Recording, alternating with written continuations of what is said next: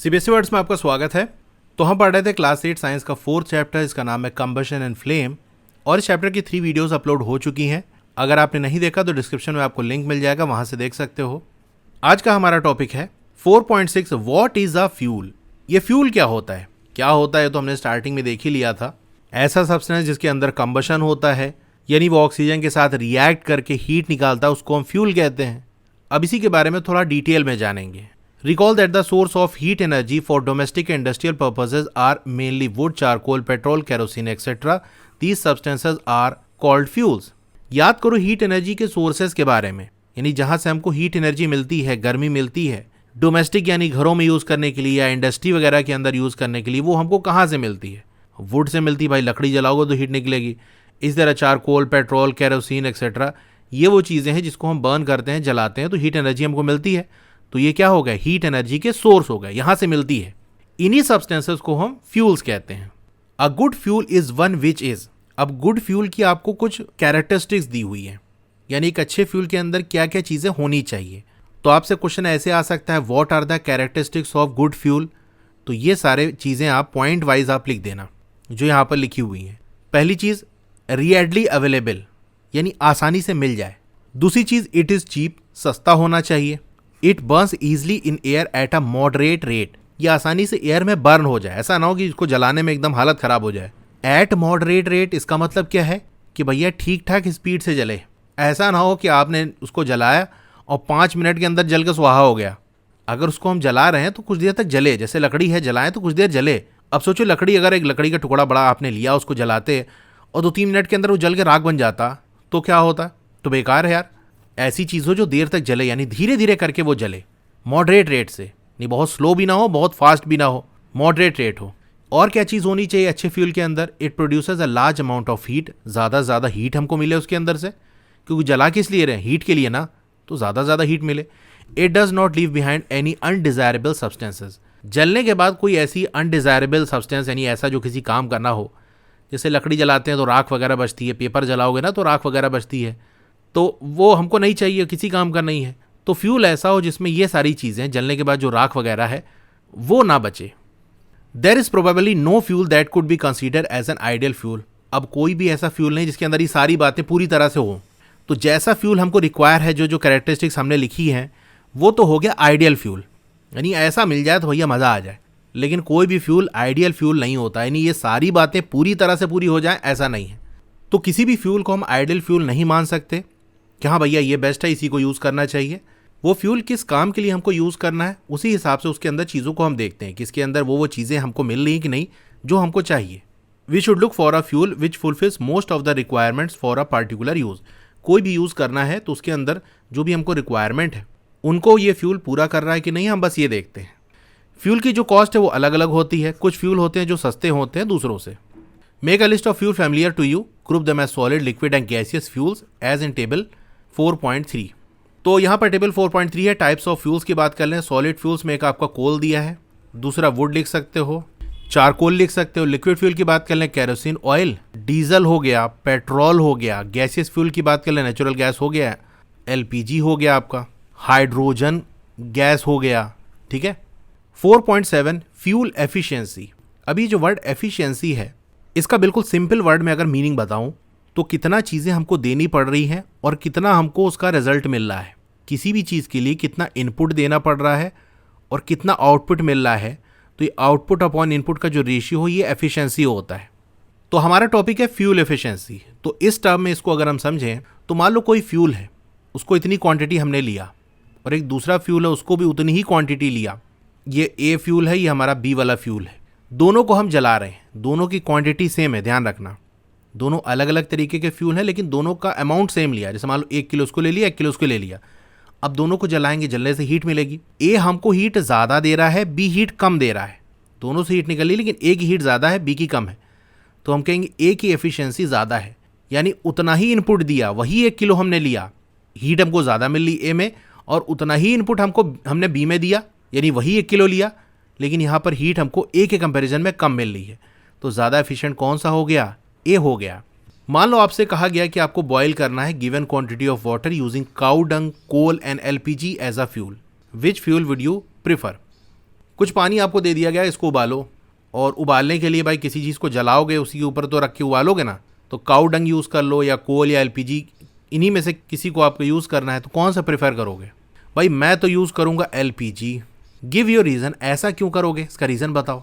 तो कई सारे रीज़न हैं। पहला रीज़न, इसको जलाने के लिए ज़्यादा मेहनत नहीं करनी है।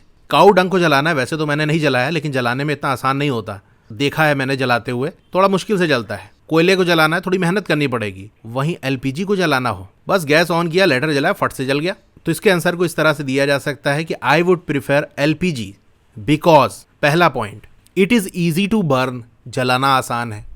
एक और पॉइंट आप ऐसे लिख सकते हो, and also LPG produce more heat as compare to burning cow dung and coal of same quantity, यानी उतना ही तीनों क्वांटिटी हमने लिया है, एलपीजी से ज़्यादा हीट मिलेगी। अब ये बात मैं कैसे कह सकता हूँ कि एलपीजी बर्न करने में ज़्यादा हीट हमको मिलेगी, क्योंकि मैं तो वैसे जानता हूँ चीज़ें, लेकिन अभी आप भी जान जाओगे, जस्ट हम पढ़ने ही वाले हैं इसके बारे में। तो आप अपने पेरेंट्स से हेल्प ले सकते हो। तो जैसे मैंने आपकी हेल्प कर दी एज अ टीचर कि मैं एलपीजी चूज़ करूँगा, और क्यों चूज़ करूँगा, 2 रीज़न मैंने आपको बता दिया। Do these 3 fuels produce the same amount of heat? The answer is no. तीनों same amount of heat produce नहीं करेंगे, अलग अलग अमाउंट ऑफ हीट प्रोड्यूस करेंगे। The amount of heat energy produce on complete combustion of 1 kg of a fuel is called its calorific value. बहुत important definition है, exam में आ जाता है। What is calorific value? किसी भी फ्यूल को आपने 1 kg लिया और उसका कंबशन कराया, तो जब वो पूरी तरह से कंबशन हो जाएगा, पूरी तरह से जल जाएगा, तो उस पूरी तरह से जलने में जितना अमाउंट ऑफ हीट एनर्जी उसने प्रोड्यूस की, वही उसकी कैलोरिफिक वैल्यू होती है। ठीक है, 1 किलो फ्यूल आपने उठाया, उसको पूरी तरह से जला दिया, पूरी तरह से जलने में जितनी हीट उसमें निकली, यानी हीट एनर्जी, वो उसकी कैलोरिफिक वैल्यू हो गई। The calorific value of a fuel is expressed in a unit called kilo joule per KG. Short में उसको केजे पर केजी इस तरह से हम लिखते हैं। तो किस यूनिट में इसको एक्सप्रेस करते हैं, ये भी आप याद रखना। देखो, किलो का मतलब होता है 1000, तो इसको आप ऐसे भी कह सकते हो 1000 जूल पर केजी। 1000 की जगह आप के लगा दो, तो ये हो जाएगा किलो जूल पर केजी। तो कैलोरिफिक वैल्यू को इस यूनिट में हम एक्सप्रेस करते हैं। Calorific value of some fuels are given in table 4.4। तो ये आपका टेबल 4.4 है। तो कुछ फ्यूल की आपको कैलोरिफिक वैल्यू दी है। वैसे ये इतना इंपॉर्टेंट है नहीं, इसको याद नहीं करना होता। तो यहाँ पर फ्यूल दिया है और उसकी कैलोरिफिक वैल्यू दी है। जैसे काऊ डंग केक की बात कर लें, इसकी कैलोरिफिक वैल्यू कितनी होती है? 6000 से लेके 8000 होती है। यानी 1 किलो आपने काऊ डंग केक लिया और उसको जलाया, तो उससे कितना हीट निकलेगी? 6000 से लेके 8000 किलो जूल, इतना हीट निकलेगी। इसी तरह से सबका दिया है, वुड, कोल, पेट्रोल सबका दिया है। तो एलपीजी क्यों चूज़ किया था आपने देख लिया यहाँ पर, एलपीजी ये है, कोल ये है। तो एलपीजी का कोल, काऊ डंग, इन दोनों से ज़्यादा कैलोरिफिक वैल्यू। एलपीजी कितनी? 55,000। यानी यहाँ से अगर तीनों को कंपेयर करें, तो 1 किलो आप काऊ डंग केक जलाओगे तो आपको 6000 से लेके 8000 किलो जूल की हीट मिलेगी। वही 1 किलो आप कोयला जलाओगे तो 25,000 टू 33,000 किलो जूल की हीट मिलेगी। एलपीजी जलाओगे तो इन दोनों से ज़्यादा, वही 1 किलो में 55,000 kilo joule per KG heat energy मिलेगी। वहीं लास्ट में आप देख सकते हो हाइड्रोजन, ये 1,50,000 किलो जूल पर केजी। इसको मैं आपको एक एग्जाम्पल से बताता हूँ। मान लो 1 kg हमारे पास वाटर है, 1 किलो पानी हमने लिया है, उसको गर्म करना है। उसका temperature let suppose 20 degree Celsius है। ठीक है, इसको गर्म करके 30 डिग्री सेल्सियस पहुंचाना है। टेम्परेचर बढ़ाना है, इसका मतलब हीट करना पड़ेगा।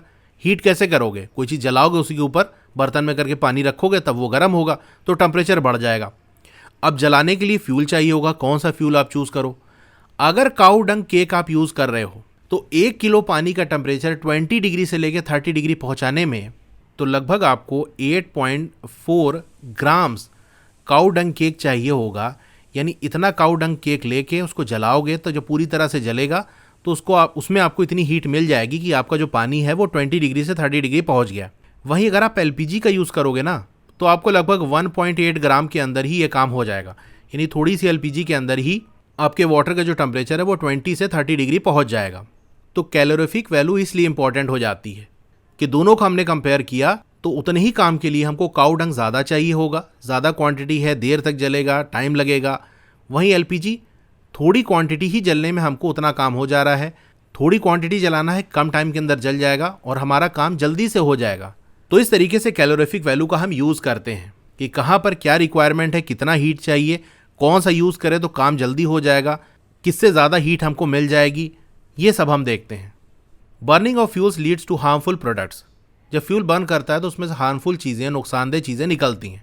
The increasing fuel consumption has harmful effects on the environment. तो ये जो फ्यूल का कंजम्पशन दिन ब दिन बढ़ता चला जा रहा है, इसका गलत असर पड़ रहा है हमारे इन्वायरमेंट पे। कैसे नुकसान करते हैं, चलिए उसके बारे में जानते हैं। पहला पॉइंट ये है कि जो कार्बन फ्यूल्स हैं, यानी ऐसे फ्यूल जिनके अंदर कार्बन प्रेजेंट होता है, जब जलते हैं तो वो कार्बन निकलता है। इनमें आपका वुड आ गया, कोल आ गया, पेट्रोलियम आ गया। ये क्या करते हैं, रिलीज अनबर्न्ड कार्बन पार्टिकल्स। जब जलते हैं तो ऐसे कार्बन पार्टिकल इनमें से निकलते हैं जो कि जले नहीं होते। ये जो छोटे छोटे पार्टिकल्स होते हैं, ये बड़े डेंजरस पोल्यूटेंट्स होते हैं, पोल्यूशन करते हैं, causing respiratory diseases such as asthma. तो ये जो कार्बन पार्टिकल है, जले नहीं होते, ये हमारे इन्वायरमेंट के अंदर चले जाते हैं। और जब हम सांस लेते हैं तो ये हमारे लंग्स के अंदर चले जाते हैं, जिसकी वजह से रेस्पिरेटरी डिजीजेज होती हैं, यानी ऐसी बीमारी जो हमारे ब्रीदिंग प्रोसेस, जो लंग्स वगैरह से रिलेटेड होती हैं, वो बीमारियां होती हैं। तो इनकी वजह से एजमा वगैरह हो जाता है। अब ये जो आपका लिखा है ना ASTHMA, इसको लोग अस्थमा पढ़ते हैं, अस्थमा नहीं होता, एजमा कहा जाता है इसको। अब यहाँ जो बॉक्स में दिया उसको थोड़ा सा देख लेते हैं। सदियों से लकड़ी को इस्तेमाल किया जाता था as domestic and industrial fuel. घर में इस्तेमाल करना, इंडस्ट्री में इस्तेमाल करना, तो लकड़ी का यूज़ किया जाता था। लेकिन आजकल इसको रिप्लेस कर दिया गया है कोल से या और फ्यूल जैसे कि LPG वगैरह है उससे। बहुत सारे रूरल पार्ट्स यानी गांव देहात वाले जो एरिया है हमारे कंट्री में, लोग अभी भी वुड को यूज़ करते हैं फ्यूल की तरह से। क्यों यूज़ करते हैं? Because it is easily available, आसानी से मिल जाता है और सस्ते दाम पे मिल जाता है। इसलिए आज भी गांव देहात के अंदर लोग लकड़ी जलाते हैं, लकड़ी जलाकर उसी पे खाना बनाते हैं।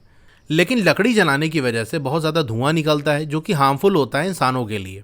इसकी वजह से रेस्पिरेटरी प्रॉब्लम्स होती हैं। और क्या नुकसान होगा लकड़ी जलाने से? Trees provide us useful substances. Tree से हमको बहुत सारे यूज़फुल सब्सटेंसेस मिलते हैं, जैसे गम्स हो गया, फ्रूट्स वगैरह हो गया। तो जब लकड़ी के लिए आप पेड़ को काटोगे तो ट्री में और भी जो यूज़फुल चीज़ें हैं वो लॉस्ट हो जाएंगी। इसके अलावा पेड़ को काटने की वजह से डिफॉरेस्टेशन होता है, जो कि हार्मफुल है हमारे एनवायरनमेंट के लिए, जैसा कि आपने क्लास 7 में पढ़ा होगा। तो पहले पॉइंट में हमने क्या देखा कि जो कार्बन फ्यूल है, जब वो जलते हैं तो वहाँ से अनबर्न कार्बन पार्टिकल निकलते हैं जो कि रेस्पिरेटरी डिजीज़ कॉज करते हैं, हमारे एनवायरनमेंट को पलूट करते हैं। सेकेंड पॉइंट है incomplete combustion of these fuels. अभी जो कार्बन वाले फ्यूल हैं, अगर अच्छे से जल गए तो वहाँ से कार्बन पार्टिकल निकलेंगे, उसका क्या नुकसान है देख लिया। अगर वो सही से नहीं जले, इनकम्प्लीट कंबशन हुआ, कुछ जला कुछ नहीं जला, तो ये और ज़्यादा नुकसानदेह होता है। Gives carbon monoxide gas. Incomplete combustion होता है, पूरी तरह से नहीं जलता, तो यहाँ से कार्बन मोनोऑक्साइड गैस निकलती है। ये एक पॉइजनस गैस है, जहरीली गैस है। It is dangerous to burn coal in a closed room. अब अगर कमरा बंद है, वहाँ पर अगर कोयला जला रहे हो तो ये बड़ा डेंजरस होता है। The carbon monoxide gas produce can kill person sleeping in that room. अब कोई बंदा है, सर्दी का दिन है, उसने सोचा यार सर्दी बहुत लग रही, काम करते हैं, कोयला जला लेते हैं और कमरा बंद करके सो जाते हैं। तो कोयला जलेगा, उसकी हीट की वजह से कमरा गर्म रहेगा तो बढ़िया रहेगा। लेकिन ये बड़ी गलती है, उसको ऐसा नहीं करना चाहिए। क्यों नहीं करना चाहिए? क्योंकि हो गई ये कि कमरा आपने बंद कर दिया, बाहर से एयर वगैरह आ नहीं सकती। अब जो कोयला जल रहा है वो रूम के अंदर प्रेजेंट एयर का इस्तेमाल करेगा, एयर में भी आपका ऑक्सीजन का इस्तेमाल करेगा, तो ऑक्सीजन का लेवल कम होता जाएगा। तो एक दिक्कत उससे ये आएगी कि ऑक्सीजन लेवल कम होगा तो सांस लेने में आपको दिक्कत होगी। दूसरी चीज़, जब ऑक्सीजन लेवल कम होने लगेगा तो जो कोयला है वो सही से जल नहीं पाएगा। वो जलने के लिए ऑक्सीजन चाहिए ना, वो कम होता जा रहा है, तो इनकम्प्लीट कंबशन होगा, पूरी तरह से वो जल नहीं पाएगा, आधा अधूरा जलेगा। तो उसकी वजह से कार्बन मोनोऑक्साइड गैस निकलेगी और ये जहरीली होती है। अब ये जहरीली गैस आपके कमरे के अंदर, या जो बंदा लेटा है उसके कमरे में फैल गई। अब उसको सांस ले रहा है वो, तो सोते सोते ही वो दुनिया को अलविदा कह देगा। Oh, so that is why we are advised never to sleep in a room with burning or smoldering coal fire in it. तो बूझो कह रहा, अच्छा इसी वजह से कहा जाता है कि ऐसा कमरा जहाँ पर कोयला बर्न कर रहा हो या स्मल्डरिंग यानी सुलग रहा हो, कभी कभी हम बुझा देते हैं लेकिन वो सही से बुझा नहीं होता, अंदर अंदर सुलगता रहता है। तो इस तरीके से करके आपको नहीं सोना, इसीलिए मना किया जाता है, क्योंकि इससे जान जा सकती है। फिर थर्ड पॉइंट है combustion of most fuels release carbon dioxide in the environment. ज़्यादातर जो फ्यूल हैं जब जलते हैं तो वहाँ से कार्बन डाइऑक्साइड गैस निकलती है। Increase concentration of carbon dioxide in the air is believe to cause global warming. अब हमारे एनवायरनमेंट के अंदर एक fix amount of carbon dioxide है, उतना तो ठीक है, लेकिन ये जो हम फ्यूल्स को जला रहे हैं इसकी वजह से जो एक्स्ट्रा कार्बन डाइऑक्साइड बन रही है, तो इन्वायरमेंट के अंदर जो कार्बन डाइऑक्साइड का कंसंट्रेशन है यानी जो अमाउंट है वो ज़्यादा होता जा रहा है, जितना होना चाहिए उस लेवल से ऊपर हो गया है।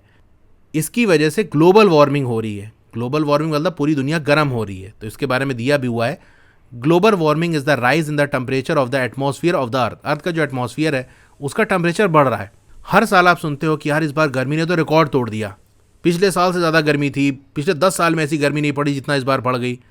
तो हर साल गर्मी बढ़ती चली जा रही। क्यों बढ़ती चली जा रही है? वैसे तो बहुत सारे रीज़न है, लेकिन एक रीज़न ये है कि फ्यूल जला रहे हैं, उससे कार्बन डाइऑक्साइड निकल रही है। ये कार्बन डाइऑक्साइड हमारे एटमॉस्फेयर को गर्म कर रही है, उसका टेम्परेचर बढ़ा रही है।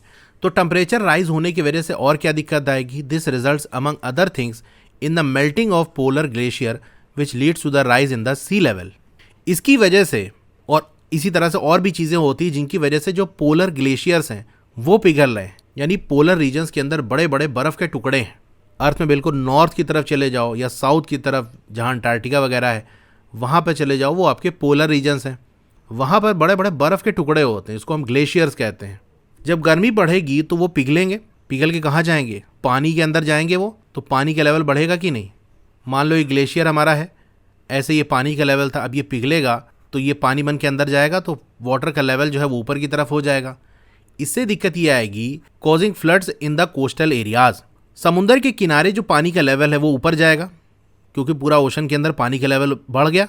जो कोस्टल एरियाज है वहाँ पर फ्लड आएगा, बाढ़ आ जाएगी। लो लाइन कोस्टल एरियाज में even permanently submerged under water. तो बहुत नीचे जो कोस्टल एरियाज हैं, समुंदर के किनारे के इलाके हैं, ऐसा हो सकता है कि वो परमानेंटली हमेशा के लिए ही पानी के अंदर डूब जाएं। हमारी कंट्री के अंदर जो निकोबार आइलैंड है उसका बिल्कुल नीचे वाला हिस्सा, वहाँ पर एक जगह है, उसको हम इंदिरा पॉइंट कहते हैं। पहले वो हिस्सा ज़मीन में हुआ करता था, लेकिन 2004 में सुनामी आई और वहाँ पर वो हिस्सा डूब गया पानी के अंदर। तो वो हिस्सा परमानेंटली पानी के अंदर डूब चुका है, वाटर का लेवल राइज हो चुका, वो हिस्सा परमानेंटली पानी के अंदर है, लगभग 3 से 4 मीटर ऊपर है। तो जो हिस्सा पहले ज़मीन का हुआ करता था अब वो हमेशा के लिए पानी के अंदर डूब गया है। फिर 4th पॉइंट आता है burning of coal and diesel release sulphur dioxide gas. कोयला या डीजल को हम जलाएंगे तो उससे सल्फर डाइऑक्साइड गैस निकलती है। ये बड़ी खतरनाक गैस होती है। It is an extremely suffocating and corrosive gas. ये बहुत ज़्यादा सफोकेटिंग है, यानी अगर आपने सांस लिया और ये सल्फर डाइऑक्साइड गैस आपके लंग्स के अंदर चली गई तो सांस लेना आपका मुश्किल हो जाएगा, दम घुटने लगेगा। और ये कोरोसिव गैस होती है, यानी इसकी वजह से आप जल सकते हो। ये गैस अगर आपके हाथ वगैरह में या बॉडी में कहीं पर भी टच कर गई तो जलन से फील होगा। अगर ज़्यादा अमाउंट में आई तो ये जल भी जाएगा, जैसे आग से आदमी जल जाता है ना, वैसे इससे भी जल जाता है, छाले वगैरह पड़ जाएंगे। इसके अलावा जो पेट्रोल इंजन है वो क्या करते हैं? Give of gaseous oxide of nitrogen.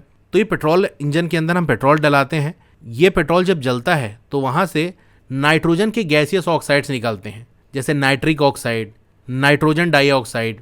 ये निकल के एनवायरनमेंट में जाएंगे। ऑक्साइड्स ऑफ सल्फर जैसा कि sulphur dioxide and nitrogen dissolve in rain water and form acids. अब ये सल्फर और नाइट्रोजन के जो ऑक्साइड्स हैं जैसा कि sulphur dioxide, nitric oxide, nitrogen dioxide, ये क्या करते हैं? जो रेन वाटर है उसमें डिजॉल्व हो जाते हैं, उसके साथ मिक्स हो जाते हैं, मिक्स करके एसिड बना लेते हैं। अब बारिश का पानी है वो एसिड बन चुका है, तो वो जब बरसेगा तो उसको हम क्या कहेंगे? Acid rain. तो ऐसी रेन को हम एसिड रेन कहते हैं। ये हमारे क्रॉप्स के लिए, फसलों के लिए, बिल्डिंग के लिए और सॉइल के लिए बहुत ज़्यादा हार्मफुल होती है। The use of diesel and petrol as fuels in automobiles is being replaced by CNG यानी compressed natural gas because CNG produce the harmful product in very small amount।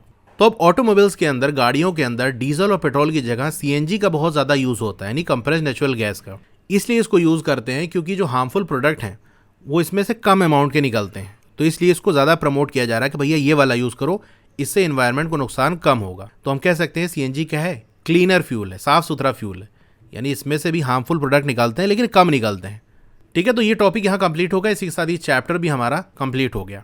Class 8 की और video देखना चाहते हो तो इस तरह से आपकी वीडियो चली होगी। पहले वीडियो को लाइक कर लो, चैनल को सब्सक्राइब कर लो, मोर पे क्लिक कर देना है, फिर से मोर पे क्लिक कर देना है तो आपका डिस्क्रिप्शन ओपन हो जाएगा। यहाँ पर आपको मेरे व्हाट्सएप चैनल का लिंक मिल जाएगा, उसको ज्वाइन कर लोगे तो आपको लेटेस्ट अपडेट मिलती रहेगी। डोंट वरी, आपका नाम और फोन नंबर किसी को भी विजिबल नहीं होगा। फिर क्लास 8 की बेस्ट बुक का लिंक मैंने दे दिया है, इस लिंक पे क्लिक करके यहाँ से परचेस कर सकते हो। अब अगर आपको स्टडी मटेरियल चाहिए, जैसे नोट्स हो गया, एक्सरसाइज के सॉल्यूशन हो गया, तो मेरी वेबसाइट विजिट कर सकते हो। और नीचे आओगे तो क्लास 8 मैथ्स की चैप्टर वाइज प्लेलिस्ट मिल जाएगी। जिस चैप्टर की वीडियो देखनी है उसके साथ में जो लिंक है उस पर आप क्लिक करोगे तो उस चैप्टर की प्लेलिस्ट ओपन हो जाएगी। और नीचे आओगे तो और भी जो सब्जेक्ट्स हैं उनकी प्लेलिस्ट का लिंक मिल जाएगा। Okay, thank you.